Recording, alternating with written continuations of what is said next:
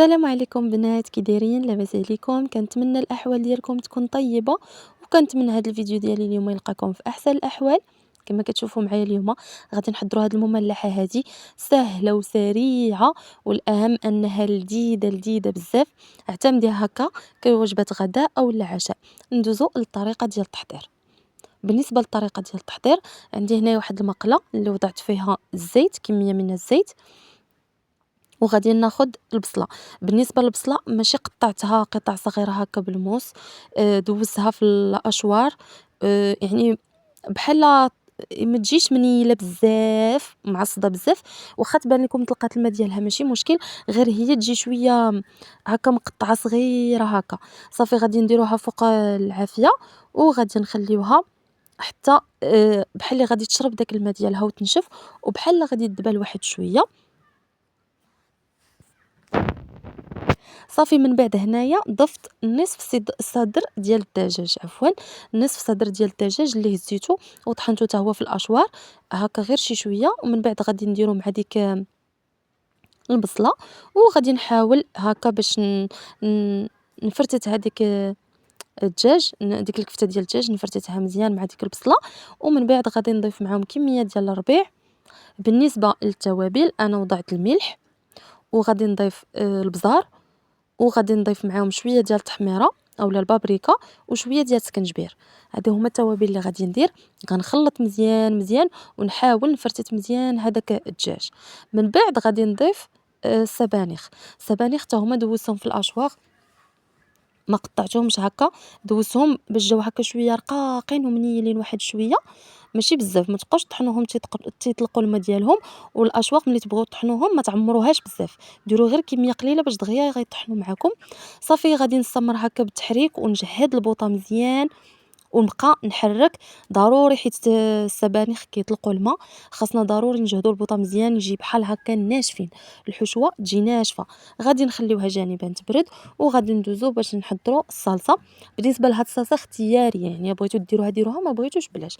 عندي هنا معلقه ديال الزبده، من الاحسن تكون نباتيه، عفوا حيوانيه. غادي نضيف عليها معلقه ديال الدقيق، وغادي نحاول نحركهم مزيان مع بعضياتهم. غادي نضيف شويه ديال الحليب، وغادي نخلط مزيان. من بعد غادي نضيف الكميه المتبقيه. بالنسبه للحليب انا استعملت تقريبا 4 لتر، يعني ربع لتر، يعني ماشي نصف لتر، الربع ديالو. غادي نضيف شويه ديال البزار وشويه الملحه، وغنستمر في التحريك على عافيه مهيله حتى غتعقد معايا، وغنخليها جانبا. دابا غادي ندوزو للعجين. بالنسبه للعجين عندي هنايا كاس وربع ديال الحليب يكون دافي. غادي نضيف معاهم معلقه كبيره ديال خميره ديال الخبز. غادي نضيف معاهم معلقه كبيره ديال سكر حبيبات اولا سنيده، شويه ديال الملح حسب الذوق. غادي نضيف هنايا ربع معلقه صغيره ديال خميره الحلويات. غنخلط هاد المكونات مزيان. غنضيف معاهم تقريبا ما يعادل 3 ملاعق ديال زيت الزيتون اولا الزيت النباتي اللي كان متوفر لكم. غنحرك هاد المكونات مزيان، وغنبدا نضيف الدقيق على دفعات. يعني الدقيق على حسب كميه الحليب اللي درتوه، حسب الدقيق ديالكم واش كيشرب ولا لا. بالنسبه ليا انا درت الكاس الاول، حركت مزيان بالفوي. من بعد غادي نضيف الكاس الثاني وغنعاود نحرك بالفوي. ومن بعد غادي نضيف الكاس الثالث. بالنسبه ملي غادي نضيف الكاس الثالث غادي نستغنى على الفوي، وغادي نستعمل ايديا.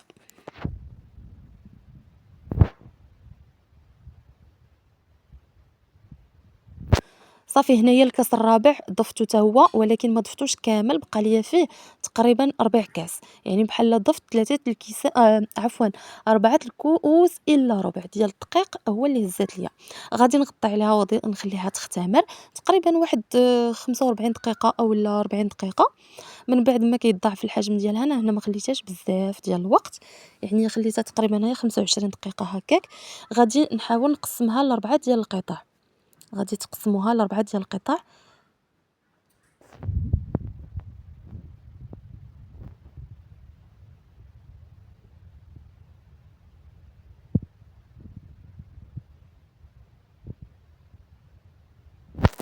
صافي هنايا من بعد ما قسمتهم غادي نخليهم تقريبا غير 5 ديال الدقائق يرتاحوا، غير شي شويه ماشي بزاف، خليهم غير شويه. ومن بعد غادي ندوز باش نسرح اول وحده. غادي نحاول نعطيها شكل مربع. من بعد ما سرحتها تجي رقيقة، ضروري البنات ديروها رقيقة مزيان، مزيان تجيكم رقيقة وخصوصًا الجوانب. حاولوا ترقوا الجوانب مزيان أكتر من الوسط، ضروري، ضروري أنكم ترقوها باش هاكا ما تجيكمش معجنة بزاف غير هو الجوانب يكونوا يعني م يعني أحسن يكونوا مسرحين أكتر من الوسط. الوسط يبقى شوية هاكا سميك، والجوانب يكونوا مسرحين مزيان، مزيان، يعني داك الجانب اللي من لهيه والجانب اللي من هاد الجهة.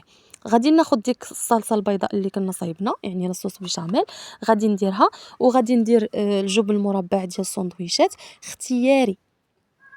يعني إلا ما كانش متوفر ماشي ضروري أنكم تستعملوه، أنا درت غير شوية هكا.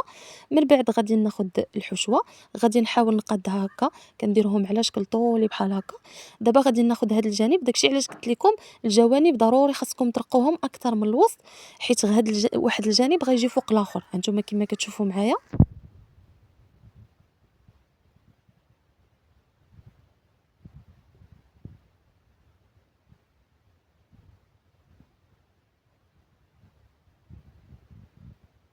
صافي غادي نحاول نسد الجوانب هكا مزيان.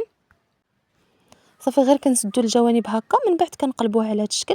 هانتوما العجينة ما تجي ملي تكونوا كتعجنوا العجينة ديروها شوية شادة في راسها، يعني ما تجيش هكا كتلتصق في اليدين، وما تجيش تاني قاصحة بزاف، المهم تكون شادة في راسها باش ملي توصلوا هاد المرحلة هادي يسهل عليكم أنكم تهزوها وتحطوها في اللاطة. صافي بهذا الشكل هذا من بعد ما ساليتهم كاملين بربعة بهم. هنايا عندي أصفر بيض اللي درت معاه شوية ديال صلصة الصوجة، يعني إلا ما كانتش متوفرة ماشي مشكل، ديروا غير أصفر بيضة. العافية تكون مرتفعة من الفوق ومن التحت، يكون الفران مسخن من قبل، نكونوا ديجا سخناه، وتكون العافية من الفوق ومن التحت، ولكن اللاطة تكون قريبة للعافية التحتانية، تجيها العافية من التحت والفوقانية تكون بعيدة. أنا هنايا درت ليهم شوية ديال الجبن الأحمر من الفوق، كيجيو على هاد الشكل هذا. بصحة والراحة ومع السلامة.